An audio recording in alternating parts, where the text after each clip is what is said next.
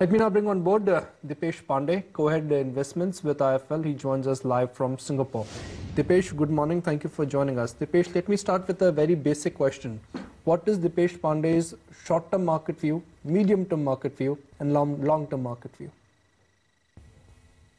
The short-term and medium-term view remains positive. Short-term, there are triggers like what we have seen in terms of reforms being announced in the last few days, and some of those bills getting passed in the parliament. The possibility of a rate cut, coming January month. And in general, I think global markets have done very well. India has benefited from global liquidity. India has seen strong flows. Considering India will still grow strong relative to other emerging markets and developed markets, India should continue to attract strong foreign flows. So in the short to medium term, I think India should keep on doing well. We have gone through 2 tough years in terms of market returns. Valuations are still reasonable.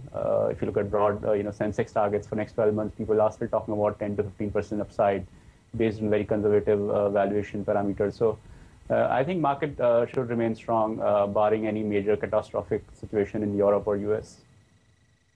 Dipesh, just a few days left before we close the year. Is it time enough for the Nifty to make a new high? Very difficult to predict that, and especially activity should go down over the next few days as people go on holidays and vacations.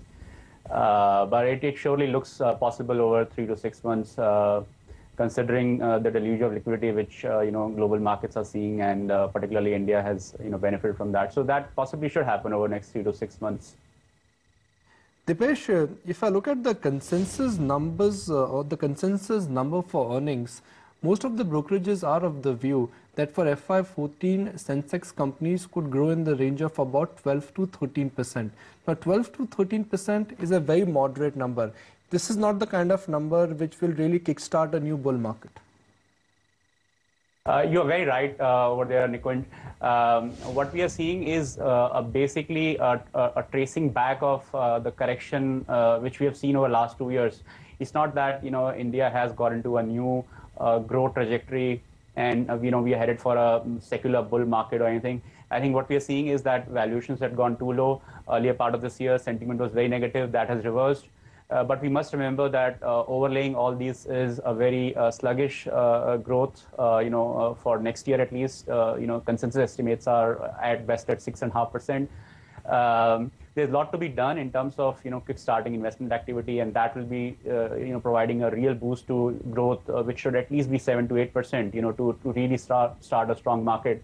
Therefore, I think the return targets are quite modest. If you look at market estimates, you could justify 10 to 15% upside. But again, within that there'll be sectors and stocks which will provide much higher returns. But one has to be watchful. One has to be watchful of turning points, in those particular sectors. And we have seen that happening over the last 1 year. There have been outsized returns, especially if you did, your stock picking correctly. Dipesh, what's been your current portfolio strategy at a time when good quality companies, consumer names, banks are priced to perfection? Where exactly are you picking your spots? I wouldn't agree that banks are priced for perfection.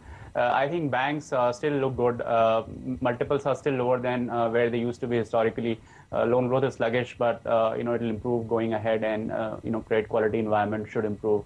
I think within banks, government-owned banks selectively offer a very good trade because the valuation gap has become too wide, and the concerns on restructuring and non-performing assets should recede gradually.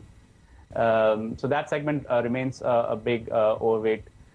Beyond that, I guess within consumer and pharma, the typical defensive stocks, I would much rather own pharmaceutical names, as plays on weakening Indian rupee, and in general, I think secular growth for these companies, both domestically and in exports. Besides this, I think IT services stocks, while there is clearly growth is slowing down, I think valuations reflect that, and as and when there is pickup in US, and there are signs of that, these companies should do better. So IT services is another segment which I would like to own. Besides that, I think there are a whole lot of stocks in mid and small cap segment which have done well and should keep on doing well going ahead. So this is broadly the range which I would look at right now. Dipesh, but when one talks about financials, because of the run-up that the private banking lot has already seen, do you think it's time to deploy fresh money into the PSUs as well as NBFC contenders?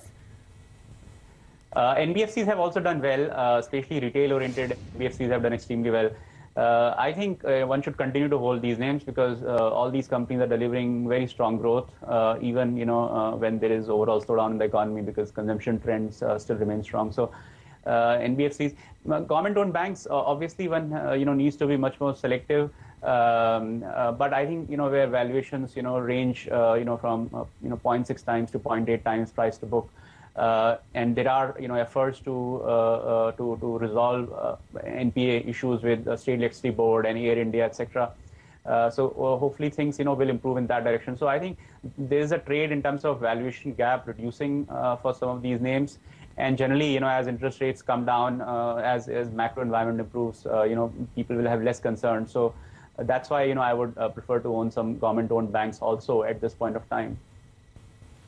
Right, Dipesh, so the big trade for the year 2012 was hide in defensives, remain overweight in pharma, and don't sell FMCG stocks. What, to your mind, could be the big trade for 2013?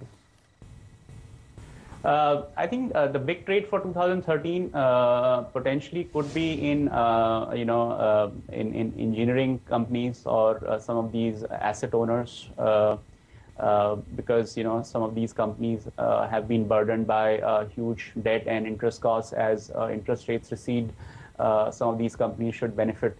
But I won't do that immediately. I think I would get into this trade maybe second quarter or third quarter of next year, seeing how interest rates are panning out and if actually investment activity picks up. Beyond that, I think financials will still do well. So that while it has been a strong trade in 2012, would remain so even next year. Valuations can still improve. Especially when we look at historical valuations. Most of these private sector banks used to quote 2 times plus. In terms of price to book. So some of the bigger names are still below that. So that could be another trade which will continue next year, especially in a falling interest rate scenario. Talking about interest rates then, Dipesh, what is it that the market is going to factor in for the first quarter of CY13, considering yesterday was a status quo policy? Based on, I think, what has been commented in the RBI review, expectations are definitely for at least a 25 basis point rate cut. And some people, are even talking about 50 basis point cut. So that's the bare minimum range which one would expect for in the first quarter. And I think for next 12 months, it should range somewhere from 75 to 100 basis points. But, you still have to see how much of this percolates down to actually lending rates, because we haven't really seen a big change in lending rates over the last 12 months, maybe to the extent of 10 to 25 basis points. You need a faster, a bigger drop in lending rates, and for that, overall liquidity, has to improve, and RBI alone cannot, influence that. So you need a lot of supporting factors actually for overall liquidity to improve, and interest rate cuts actually, start benefiting corporate sector. When we started the year 2012, Nifty was at 4,600, expectations were low. As we roll over into the year 2013, Nifty is at 5,900, expectations are high. So do you think 2013 could be a year of a strong start and a slow finish because expectations are high? Expectations are high, but when investors are talking about 15% upside, I still think it's reasonable. Investors are still not euphoric about markets. It's very difficult to say that whether markets will, start strongly. But I guess, yeah, I mean, as the second half, you will start discounting in the political situation because there'll be elections in 2014. So possibly in second half 2013 will be characterized by some caution and people taking off some of the positions. So yeah, I guess it should be more front-ended year in terms of returns. But I still believe that there's a lot of skepticism, which is quite justified, amongst strategists and market participants. Nobody is really sure about a big recovery, and a lot needs to be done still. So So I don't think people are very overly optimistic. Yeah, there is some bit of positive attitude, but retail investors in general, if you see, haven't really participated, in India in these returns. So that gives you some bit of a floor. As markets pick up, those investors should come in, and that should further aid the flow. So I think it'll be more front-ended. I agree with that, and I think second half there'll be concerns about political situation developing in 2014. Dipesh, are we just relying too much on this, retail investor indicator? Because just about everyone I've interacted with, the view is that retail investors have not participated, and it's only the Indian retail investor who will make the classic top and bottom. No, not really. But what I'm saying is that foreign flows potentially should remain still strong coming into next year. And actually, if you look historically, out of 10 years, India would have seen very strong flows in 8 years. And it's quite strange that a year like 2012, where news flow about India was so negative, India still saw such huge flows, even though fundamentals started turning around only in second half.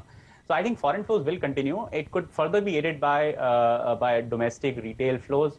And historically, one has seen that retail investors come late into the cycle. So it'll repeat again possibly, and we could see that happening. But I think a large part initially will be driven by foreign flows itself.